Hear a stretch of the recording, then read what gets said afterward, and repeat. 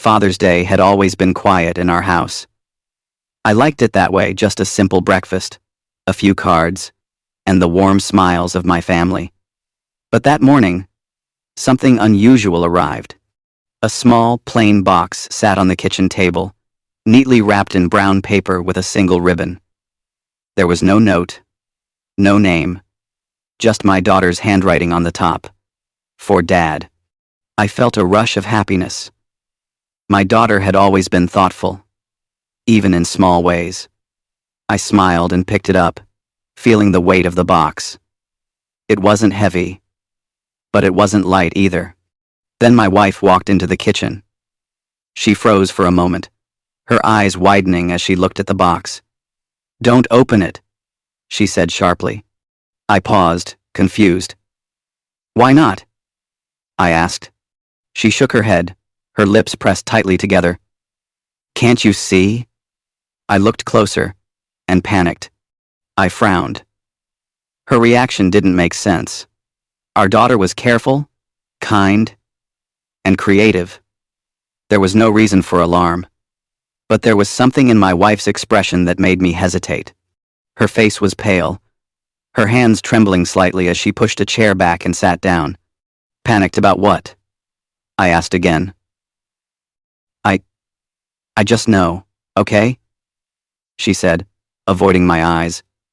"I can't explain it. Just don't open it." I stared at the box. It looked harmless, simple, ordinary. But my wife's fear felt real. I had never seen her like this, not with anything, not even small accidents or bad news.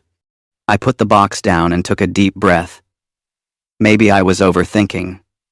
Maybe my imagination was running wild. But something inside me knew that her warning wasn't random. There was a reason she reacted this way. For a few moments, we just stood there, in silence. The morning sun filtered through the kitchen window, casting long shadows across the table. I glanced at the ribbon on the box, wondering what could be inside. Was it a card? A small gift? Something handmade by my daughter? My mind raced with possibilities, none of them alarming. Still, my wife's unease lingered in the air. She kept glancing at the box, wringing her hands together, and then looking at me as if pleading silently. I felt a mix of curiosity and worry. I sat down across from her, trying to calm myself. "All right," I said softly. "Let's just leave it for now. Maybe she'll call later and tell us what it is." She nodded, but didn't look relieved. There was a tension in the room, a quiet unease that made the morning feel heavier than usual. I stepped away from the table and poured myself a cup of coffee. Even as I sipped it, my eyes kept returning to the box. Something about it felt different. My heart beat a little faster each time I glanced at it, and I realized that curiosity was already tugging at me. I didn't open it that morning. I couldn't. But in the back of my mind, I knew that this simple gift was the beginning of something unexpected, something that would change the calm rhythm of our lives that Father's Day morning, forever. Before we continue, please tell us in the comments section where you are watching from, and don't forget to subscribe for more interesting stories. After that morning, the house felt different. The box sat on the table, untouched, a quiet presence that made the air heavier than usual. My wife avoided it, moving around the kitchen with nervous glances every few minutes. Even the sunlight, which usually made our home warm and bright, seemed muted, as if something unseen was pressing down on us. I tried to go about my day normally. I checked emails, tidied the living room, and even stepped outside to water the plants. But every time I returned to the kitchen, my eyes were drawn to the box.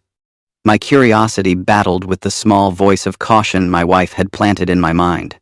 She kept glancing at it, whispering under her breath, and pacing more than usual. At one point, she touched the box lightly, then pulled her hand back as if it had burned her.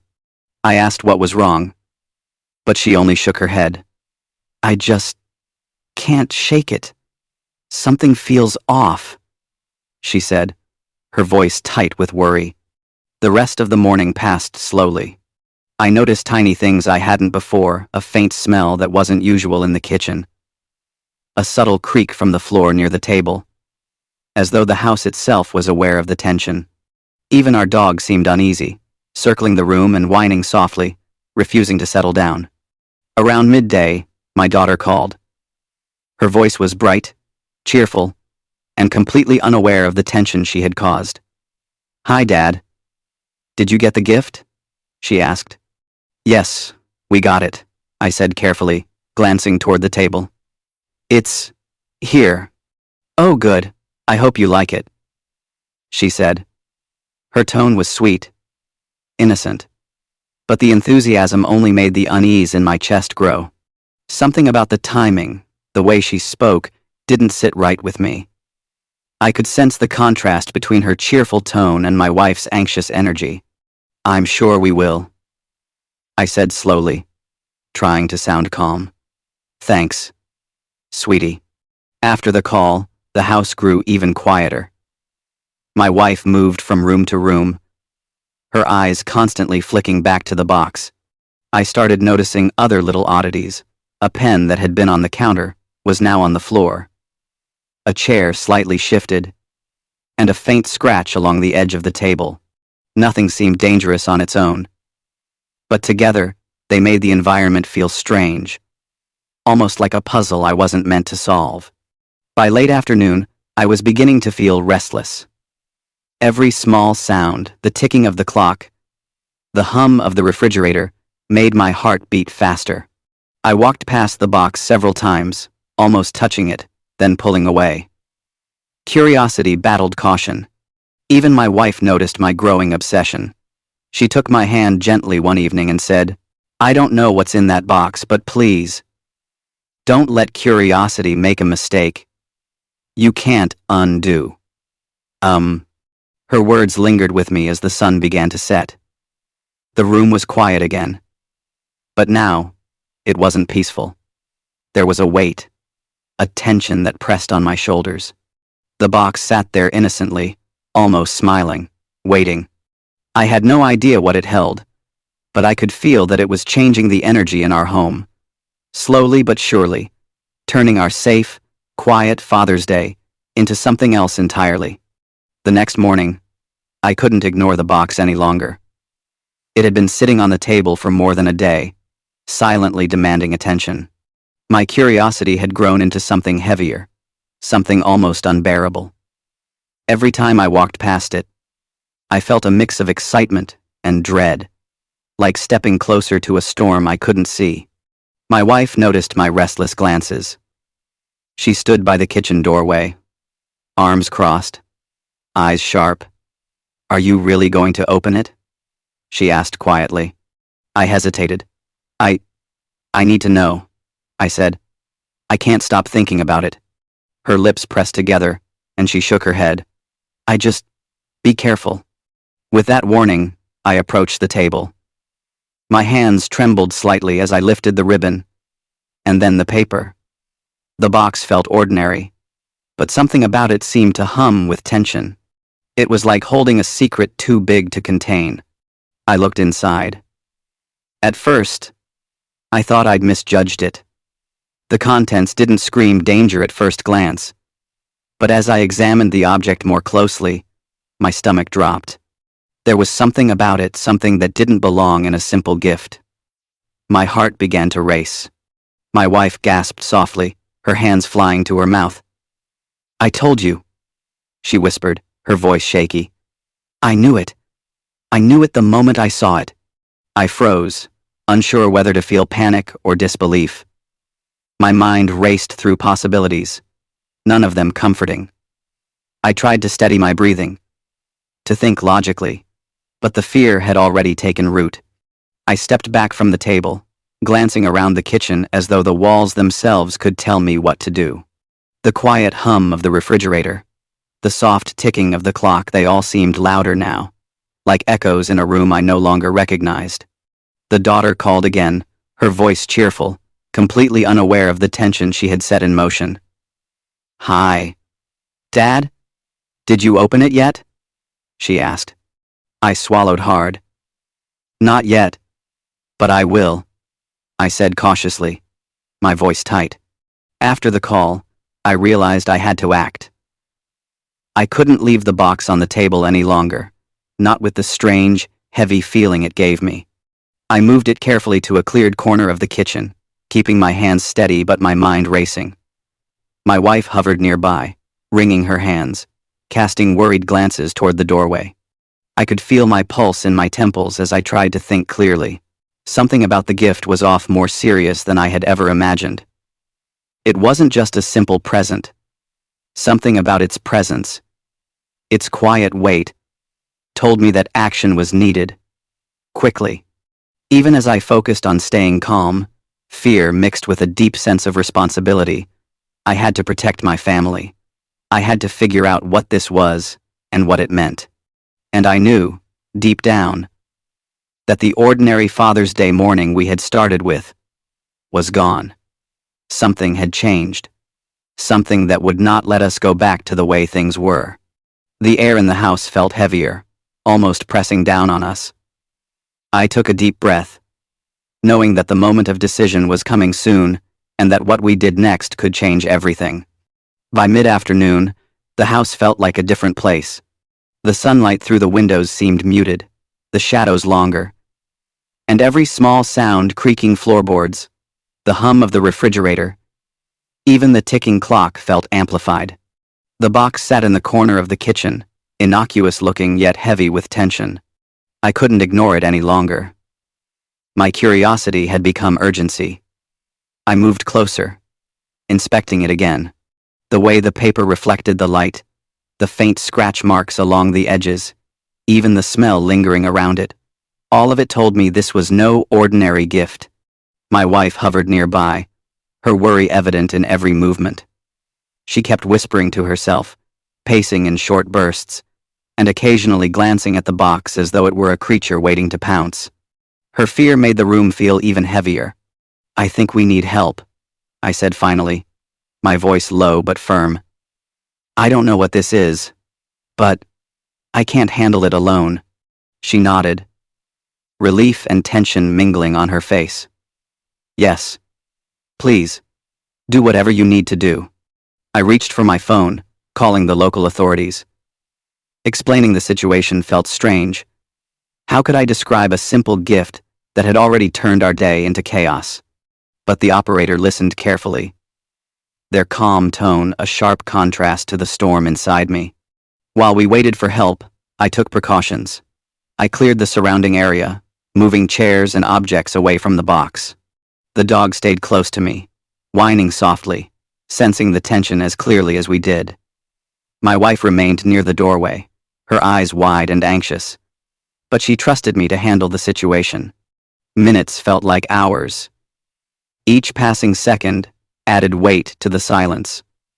I checked the box again, careful not to touch it too much. The anticipation was unbearable. Every sound, the distant barking of a neighbor's dog, the flutter of curtains in the breeze made me jump. I kept asking myself, what had my daughter sent? How could something so small turn a quiet morning into this? Then, the first sign that things were moving beyond tension arrived. A neighbor's voice called from the porch outside, curious about the unusual activity. I explained quickly, keeping it vague, and returned to the box. My mind raced through possibilities, each one darker than the last. Finally, the police arrived.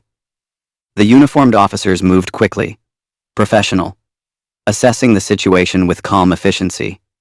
They asked questions, observed the box, and instructed us to step back. I felt a strange mix of relief and fear. Relief that help was here, and fear, because now, the unknown was officially real. The officers handled the box carefully, examining it with gloves and tools I didn't recognize. My wife clung to my arm, and I felt a protective surge toward both her and our daughter. The reality of the situation hit me. This wasn't just a gift. Something about it was dangerous, serious enough to require professionals. Even as the police worked, I couldn't stop thinking about my daughter. She had meant this as a kind gesture. I was sure of it. But somehow, it had turned into a threat none of us could have anticipated. The juxtaposition between her innocence and the danger before us was almost unbearable. The officers exchanged quiet words, their faces serious but controlled. They assured us they would manage it, and that we were safe, for now. Yet the tension didn't leave. It lingered like smoke, reminding me that what began as a simple Father's Day morning had become something much bigger. In those moments, I realized how fragile our safety was, how quickly ordinary days could spiral into chaos, and how deeply love and protection intertwined in our family. That box, so small and seemingly harmless, had reminded me of both the dangers and the strength in our bonds. The police worked quickly, their calm professionalism contrasting sharply with the storm of fear and uncertainty that had filled our home for hours. My wife and I watched from a safe distance, holding each other's hands tightly, our hearts pounding in rhythm with every small movement near the box. The dog stayed close to us, sensing the tension, and even the sunlight seemed sharper, as if highlighting every detail of the scene. The officers finally opened the box carefully.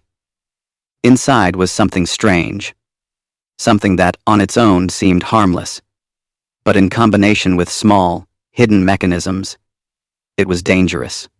My stomach turned as the reality of what could have happened sank in.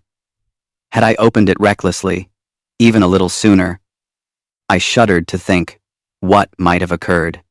One of the officers explained patiently. It was meant to trigger something, he said. A serious threat if handled incorrectly. But you did the right thing by not opening it fully and calling us immediately. That likely prevented a dangerous situation. I felt a wave of relief wash over me. My wife buried her face against my shoulder, tears falling silently. We had been lucky.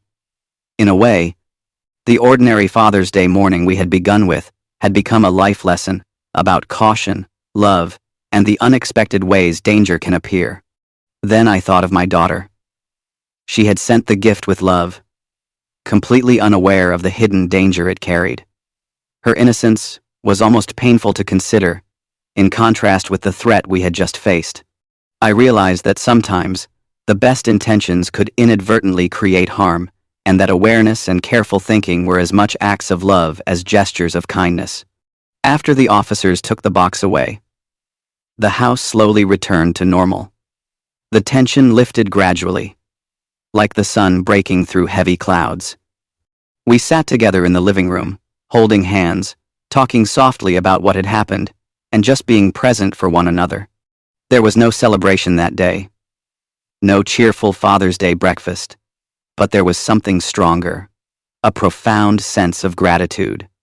I looked at my wife, who still seemed fragile but was finally starting to breathe normally.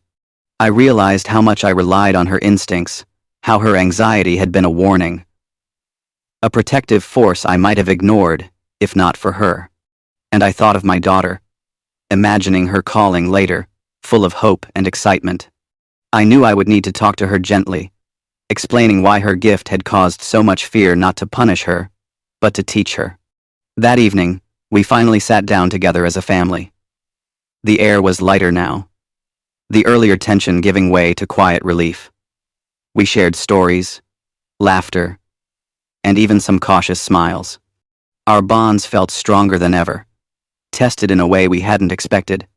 As I reflected on the day, I realized something important. Life could shift in an instant. Ordinary moments could turn dangerous, and yet love and trust had the power to carry us through. Father's Day, which began with a simple gift, had become unforgettable not for the celebration, but for the lessons we learned, the fear we faced, and the strength we discovered within ourselves and each other. That day, I understood something profoundly simple yet deeply true. Family isn't just about happy mornings or gifts. It's about being present in the moments that matter, about protecting one another, and about facing the unexpected together. And as the sun set outside, casting warm light across our home, I felt a deep gratitude for my wife, for my daughter, and for the fact that we had made it through together, safe and stronger than ever. Thanks for watching, and don't forget to subscribe for more interesting stories.